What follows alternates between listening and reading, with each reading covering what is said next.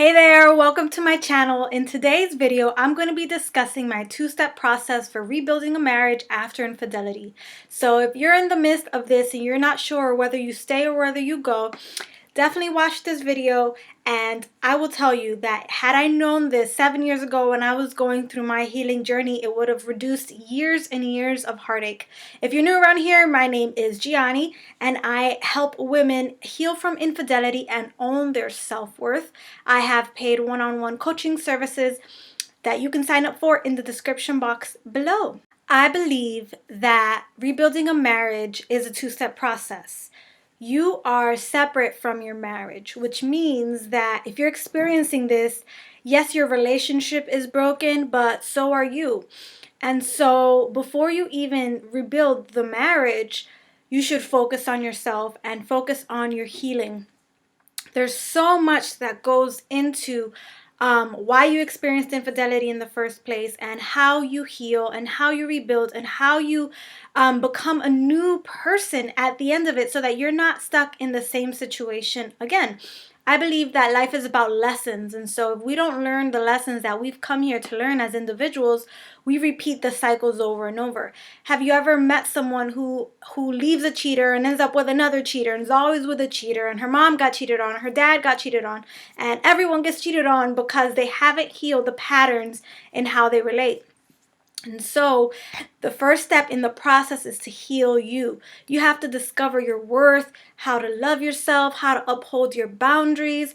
What is it that you truly want in a relationship? What is it that you really want to create in your next marriage, in your next relationship? Because you have to feel strong within yourself. I never recommend that someone remains in their marriage if they're coming from a sense of fear, from a sense of lack, like, oh, I've already invested so much, so I might as well stay.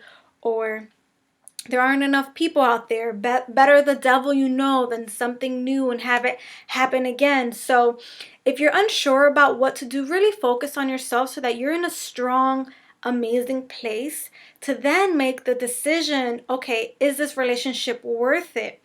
And I don't believe that you can just jump right in and pick up where you left off and expect things to go well. You really need to take the time to discover yourself again, because if you're going through this situation, chances are that you're lost in the pain. You're lost. You don't know who you are anymore. You don't know where your interests are. Get to know yourself, really heal yourself, really own your worth, and forget about him, what he's doing. I am pro separation. I think that time apart is a really good thing. I think it's really important to have consequences in place when you are having these types of difficulties in your marriage.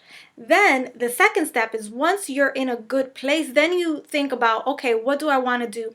Does this person match the requirements that I want? Can I rebuild with this person? Because even though we feel like they're responsible for the whole demise of the relationship, in reality, they're responsible for 50% and you're responsible for the other 50%. It takes two whole, complete people to make that marriage whole. The marriage is a separate entity from you and from him, and you have to both like a garden, right? You both have to water it, you both have to weed it, you both have to work on it. And so that happens after you are both willing and both ready to focus on it. And so you want to make the decision from a place of power, not from a place of weakness, not from a place of competing with the other woman, not from a place of feeling sorry for yourself, not from a place of thinking you can't do better, staying for the kids.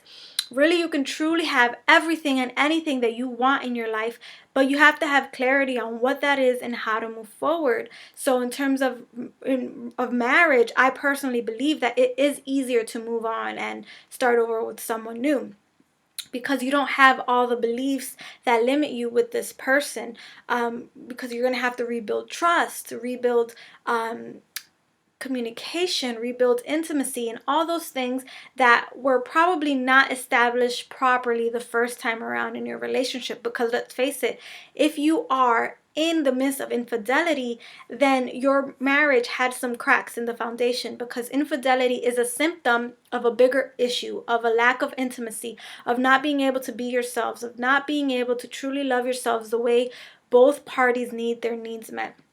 And even though the cheating partner has done something awful, they still deserve to be with someone who loves them, who respects them, and who sees them as they are. And so if you are unable to transform into that person, then you aren't going to ever be able to truly meet their needs. And what's going to happen is that you're going to hold them like responsible for this mistake that they've done for the rest of their lives, when really once you've forgiven, you should be moving on from a clean slate and basically starting over, because it's a new marriage. The marriage as you knew it failed, and so you're rebuilding something that's new, that's more stable and permanent, and hopefully loyal and loving and kind. And that's what I help my clients to do, because you don't want to go back. You want to start rebuilding and making something bigger, better. And you build something that is fulfilling for both parties, because obviously you want something that will stand the test of time, stand the test of loyalty, and will satisfy your needs.